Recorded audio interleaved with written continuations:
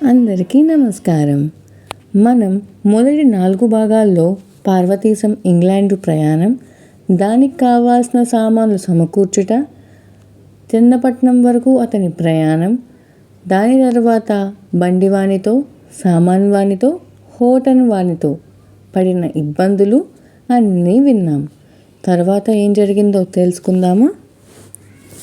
నేను ఆ గదిలో ప్రవేశించి సామానక్కడ భద్రపరుచుకొని బయటకు వచ్చి స్నానం చేసి పట్టుబట్ట కట్టుకొని మొహాన్ని బొట్టు పెట్టుకొని చెంబు తీసుకొని భోజనాల సావిడిలోకి వచ్చాను.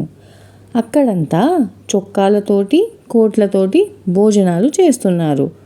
కొందరు వడ్డించేవాళ్ళు కూడా బనియన్ తొడుక్కొని వడ్డిస్తున్నారు. ఈ అనాచారమంతా చూసి అక్కడ భోజనం చేయబుద్ధి అయ్యింది కాదు. అయినా గత్యంతరం లేక ఖాళీగా ఉన్న విస్తర దగ్గరికి వెళ్ళి కూర్చున్నాను. భోజనం చేస్తున్న వాళ్ళు, వడ్డించేవాళ్ళు కూడా నన్ను చూసి లోపల నవ్వుకోవడం మొదలుపెట్టారు. వాళ్లతోటి మనకెందుకని యథావిధిగా పరీక్షించి భోజనానికి కూర్చున్నాను. ఇంకా వడ్డన అవుతుండగానే నా పంక్తిని కూర్చున్న అరవవాళ్ళు కూర ముక్కలు వట్టి నోటిని తినివేయడం మొదలుపెట్టారు. వడ్డన అవ్వడముతోటే గబగబా నెయ్యి, మనిషికి 2 గరిటెల చొప్పున ఒక ఆయన వడ్డించుకు వెళ్ళాడు. నా పక్కన కూర్చున్న అరవవాళ్ళు కొంతమంది చెయ్యి పట్టి ఆ నెయ్యి దాహం పుచ్చుకున్నారు. ఏమిటా ఇలా పుచ్చుకుంటున్నారనుకున్నాను. కొందరు ఒక ముద్దలో వేసుకొని ఆ వట్టి నెయ్యి అన్నము తిన్నారు. నేను వేయించుకున్నాను. నెయ్యి పాడు వాసన. ఈ నెయ్యే తాగుతున్నారు మొగం వాచినట్లు. అప్పుడే కాచిన ఇంటి నెయ్యి లభ్యమైతే వీళ్ళు చెంబులతోటి మంచినీళ్ళ వలె దాహం పుచ్చుకుంటారు కాబోలు అనుకున్నాను. నేతి వడ్డన అవుతుండగానే ఇంకొక ఆయన పులుసు తీసుకువచ్చాడు. ప్రతివాళ్ళు ఒక పప్పు కలుపుకోవడం లేదు, కూర కలుపుకోవడం లేదు, పచ్చడి కలుపుకోవడం లేదు, ఏమీ లేదు.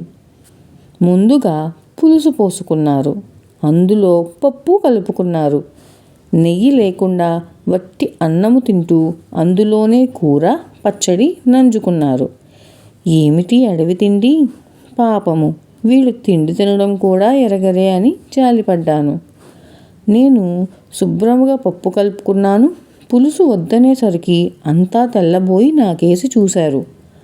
కాకులకు కోకిల రూపు చాలా అందవికారముగాను, కంఠము కఠోరముగాను ఉంటుందట. అలాగే ఈ అరవవాళ్ల కళ్ళకి నేను వట్టి అనాగరికుడిగా కనబడ్డాను. ఆశ్చర్యమేమిటి? పిచ్చివాడికి ప్రపంచమంతా పిచ్చిగా కనబడుతుంది. తరువాత నేను కూర కలుపుకున్నాను. కలుపుకొని నెయ్యి తీసుకురమ్మన్నాను. ఏ కుళ్ళు నెయ్యి అయినా వేసుకోవడం తప్పుతుంది కనుకనా తీసుకువచ్చి, అది ఎక్స్ట్రా సార్ అన్నాడు. ఈ నెయ్యి ఎక్స్ట్రా ఏమిటి నీ పిండాకుడు? ఇప్పుడు మళ్ళీ వేసుకుంటురే ఒక స్పూను, అది ఒక కాళాన. అవును సార్. అయితే ఏమంటావు? వేసేదా సార్? వెయ్యి మరి. వెయ్యడానికి కాకపోతే నీ సౌందర్యాతిశయం చూసి ఆనందించడానికి పిలిపించాలనుకున్నావా? నేనన్నది వాడికి పూర్తిగా అర్థం కాలేదు. పాపము కొంచెం నవ్వుకొని, ఏమి సార్ అష్టాగేలి చేస్తారు అన్నాడు. తన్నేదో స్తోత్రము చేశాననుకున్నాడు కాబోలు. పాపం. వెనుకటికి ఒక డిప్టీ కలెక్టర్ గారు ఒక అమాయపు కరణాన్ని ఏదో సందర్భంలో నువ్వు వట్టి బుద్ధిహీనుడిలాగా ఉన్నావే అన్నారట. ఆ కరణము తన్నేదో మెచ్చుకుంటున్నారనుకొని, చిత్తం మహాప్రభో, ఏలినవారి కటాక్షము. తమ బోటి పెద్దలందరి చేత అలాగే అనిపించుకుంటున్నాను అన్నాడట. అలాగ ఉంది ఈ వడ్డనవాడి సంగతి. తక్కిన వాళ్ళంతా పులుసు అన్నము తినగానే చారు వడ్డించుకున్నారు. నాకు ఊరికే నవ్వొచ్చింది వాళ్ళ తిండి వరస చూసి. పులుసో చారో ఏదో ఒకటి, కానీ 2 ఏమిటి వీళ్ళ తలకాయ అనుకున్నాను.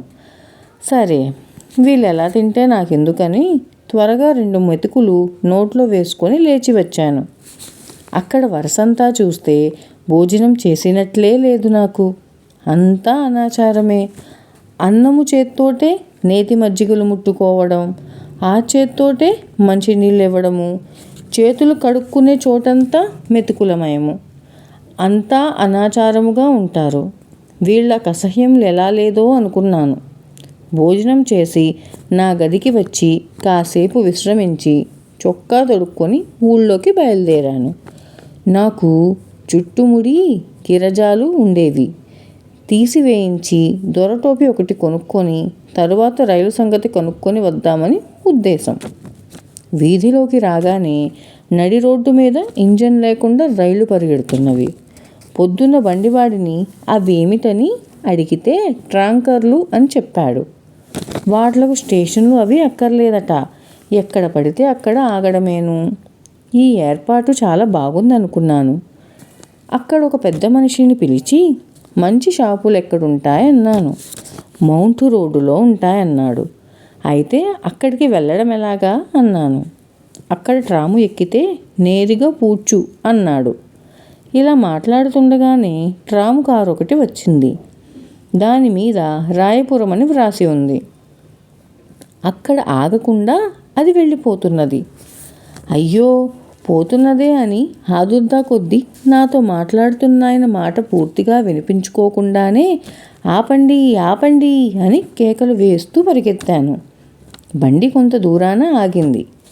సరే, నా కేక వినపడి ఆపారు కదా, వెళ్ళేదాకా ఆగుతుందనుకొని పరుగు కొంచెం తగ్గించాను. బండి మళ్ళీ బయలుదేరింది. ఆపండోయ్ అని మళ్ళీ కేకలు వేస్తూ పరిగెత్తాను. ఒక మాట ఆగినట్టే ఆగడము, మళ్ళీ పరిగెత్తడము. ఈలాగా సుమారు మైలు పరిగెత్తి ఆఖరుకు ఎలాగైతేనేమి అందుకున్నాను. ఎక్కి ఒక్క క్షణము ఆయాసము తీర్చుకునే లోపనే ఏ రంగో కూడా తెలియని ఆలుగు గుడ్డలాంటి కోటు, ఈజూరు తొడుక్కొని, జుట్టు ముడి మీద టోపీ పెట్టుకొని, మెళ్ళో తోలు నుంచి ఒకటి తగిలించుకొని, టికెట్ సార్ టికెట్ సార్, ఎక్కడ పోవాలా అని ఒకడు వచ్చాడు. ఒక పావల అతని చేతిలో పెట్టి మౌంట్ రోడ్ అన్నాను. ఏందయ్యా ఇందుకా ఇంత దూరం ఒడివస్తివి, నిండా గట్టివాడు ఎందుకయ్యా, దిగు దిగు జల్ది బండి వస్తుంది, అందులో పోవాలయ్యా అన్నాడు. అంటుండగానే ఎదురుగా ట్రాము కారు ఇంకొకటి వచ్చింది. అది తప్పిపోకుండా అందుకుందాము. ఇప్పటికే చాలా ఆలస్యమైందని, బండి అట్టే త్వరగా పోవడం లేదు కదా అని టికెట్టు ఇచ్చే అతను ఆగమంటున్నా వెనక కింద కుడికాను. ఉరకడములో మొహము బద్దలయ్యేటట్టు ముందుకి పడ్డాను. ట్రాము కారు ఆపి వాళ్ళు వచ్చి లేవదీసి అంత తొందరపడి దిగినందుకు 4 చివాట్లు వేసి వాళ్ళ దారిన వాళ్ళ చక్కా పోయారు. వీధిలోకి వచ్చేటప్పుడు ఆ పొద్దుటి ఆ నల్లటి అరవాయన ఎదురుగుండా వచ్చాడు. అందుకనే ఇలాంటి అవస్థలు వచ్చినాయి అనుకున్నాను. ఇవాళ మరి ట్రాము కారు ఎక్కుదామనుకొని నిమ్మళంగా బండి ఏదైనా చేసుకు వెళ్తే సావకాశంగా అన్నీ చూసి వెళ్ళవచ్చుననుకొని ఒంటెద్దు బండి ఒకటి కుదుర్చుకొని బయలుదేరాను.